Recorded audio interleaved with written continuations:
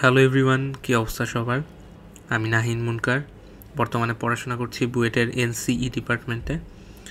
তো আবারও নতুন একটা ভিডিও নিয়ে আসলাম, সেটা হচ্ছে কারেন্ট ইলেকট্রিসিটির কনসেপচুয়াল প্রবলেম নাম্বার 5। এটা আমরা সলভ করব। প্রবলেমটা অ্যাকচুয়ালিতে ইজি, তো চলো আমরা প্রবলেমটাতে একবারে জাম্প করি। তো দেখো, আমরা ফার্স্টে কোশ্চেনটা রিড করি, দেন মানে কীভাবে কী অ্যাপ্রোচ করবো ওইটা নিয়ে আগাবো আর কি। ওটা তো চলো পড়ি আর কি। ফার্স্টে কি বলছে, একটি তামার তৈরি পরিবাহী তারের প্রস্থচ্ছেদের ক্ষেত্রফল এত, অর্থাৎ ক্রস সেকশনাল এরিয়ার ভ্যালুটা দিয়ে রাখছে তামার তারের। ওকে, তারপরে সেটাতে 1.5 অ্যাম্পিয়ার তড়িৎ প্রবাহিত হচ্ছে। খুব ভালো কথা। পরিবাহীর মধ্য দিয়ে মুক্ত ইলেকট্রনের গড় বেগ বা গড় তারণ বেগটা বের করতে হবে আমাদের, মানে ড্রিফট ভেলোসিটিটা বের করতে হবে আমাদের। তারপর বলছে ধরে নেওয়া যেতে পারে যে প্রতিটি তামার পরমাণু একটি করে, এটাও খুব ভালো একটা কথা বলছে, একটি করে পরিবাহী ইলেকট্রন প্রদান করছে। ওকে, তো এরপরে দেখো তামার ঘনত্বটা দিয়ে দিছে, অ্যান্ড এর পারমাণবিক ভরটা 63.5 ইউনিট, এটাও দিয়ে দিছে। তো আমি একটু ফিগার যদি ড্র করি তাহলে জিনিসটা এরকম অনেকটা, যে এখানে আমার একটা তামার তার আছে, সাপোজ এরকম তামার তার আছে,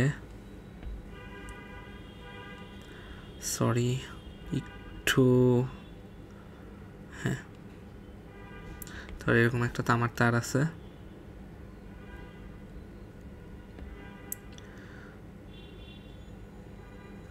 ওকে, তো আমরা এখানে দেখো 1.5 অ্যাম্পিয়ার কারেন্ট পুশ করে দিছি, অর্থাৎ এর মধ্যে দিয়ে পাস হচ্ছে। অ্যান্ড এইটার যে ক্রস সেকশনাল এরিয়াটা আছে, ঠিক আছে, এই ক্রস সেকশনাল এরিয়াটার ভ্যালুটা কত অ্যাকচুয়ালিতে, ইজ এখানে দেয়া 10⁻7 মিটার স্কোয়ার। ওকে, খুব ভালো কথা। আমাদের এখানে ভাই কি বলছে গড় তারণ বেগটা বের করতে, তাই না? তাহলে আসো গড় তারণ বেগটা, অ্যাকচুয়ালিতে আমরা তারণ বেগ রিলেটেড যে সূত্রটা জানি সেটা কি, I ড্রিফট ভেলোসিটি ইন্টু ইলেকট্রনের চার্জ ইন্টু তোমার পরমাণুর সংখ্যা একক আয়তনে ওই তামার মানে পরমাণুর সংখ্যাটা ইন্টু ক্রস সেকশনাল এরিয়া। ওকে, তাহলে আমরা যদি একটু তাকাই কী কী দেয়া আছে, আমার আই দেয়া রয়েছে, আমাদের ড্রিফট ভেলোসিটিটা বের করতে হবে, তারপরে ইলেকট্রনের চার্জ তো আমরা জানি, আমাদের ক্রস সেকশনাল এরিয়াটাও দেয়া আছে। তাহলে ভাই আমাদের কাজ করতে হবে মেনলি এই যে এইটা নিয়ে। এইটা কি আসলে, এইটা হচ্ছে আসলে তোমার কপার তার, তো এখানে কপার তারের কতগুলো ইলেকট্রন প্রডিউস করতেছে এইটাও বলা আছে। তো এখানে কপার তারের প্রতি একক আয়তনে এর অণুর সংখ্যাটাই হচ্ছে তোমার, পরমাণুর সংখ্যাটাই হচ্ছে তোমার কি বলতো এই এনটা। তো এইটা আর কি আমাদের বের করতে হবে। বাট এটা বের করার জন্য প্রশ্নের দিকে আরেকবার একটু তাকাও ভাই, সুন্দর করে তাকাও। দেখো এখানে একটা ঘনত্ব দেয়া আছে। ওকে, খুব ভালো। অ্যান্ড এইখানে আবার একটা পারমাণবিক ভর দেয়া আছে, যেটার 63.5 ইউনিট প্রকাশ করতেছে। তাইলে এই জিনিসটাকে আমরা এরকম যদি একটু বাইরে নিয়ে লিখতাম তাহলে কি হইতো, মানে এই এনটা অ্যাকচুয়ালি কি, তোমার একক আয়তনে ওর পরমাণুর সংখ্যাটা, তাই না, N/V। ওকে, তো এই এনটা অ্যাকচুয়ালি কী জিনিস ছিল, এনটা দেখো এরকম ছিল না, যে আমরা একটা সূত্র পড়ছি না, এক মোল, মানে মোল সংখ্যা এরকম আর কি, এন, এ ধরো এইটা হচ্ছে এন মোল। ওকে, মোল সংখ্যা N/, নাম্বার অফ অ্যাভোগাড্রো, অর্থাৎ অ্যাভোগাড্রো সংখ্যা W/m। ডাব্লুটা হচ্ছে এখানে একটা ওয়েট।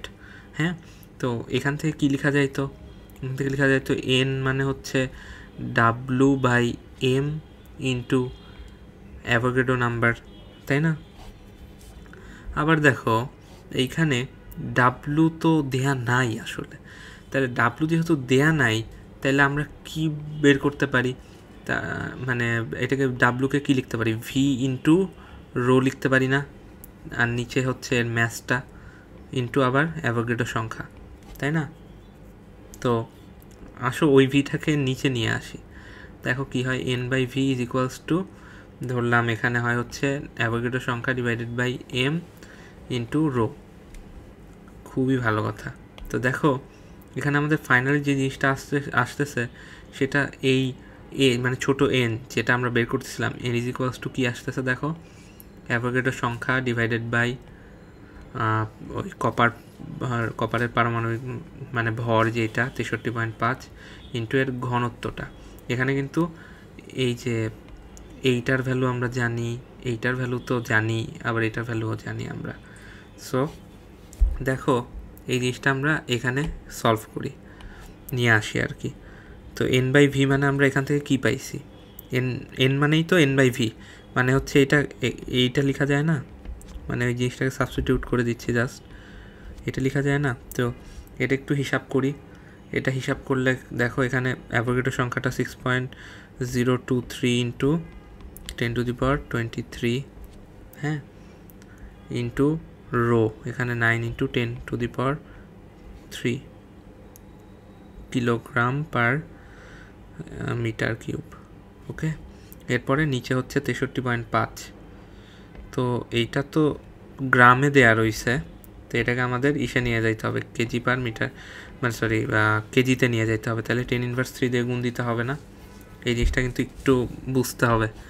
এখানে 63.5টা অ্যাকচুয়ালি গ্রামের হিসাবে দেয়া, বাট এখানে আমরা এসআই ইউনিট নিয়ে কাজ করতেছি ভাই, এই জন্য এখানে 10⁻3 দিয়ে গুণ দিছি এটাকে কিলোগ্রামে নিয়ে যাওয়ার জন্য। এইটা কিন্তু খুবই মানে সতর্ক থাকতে হবে।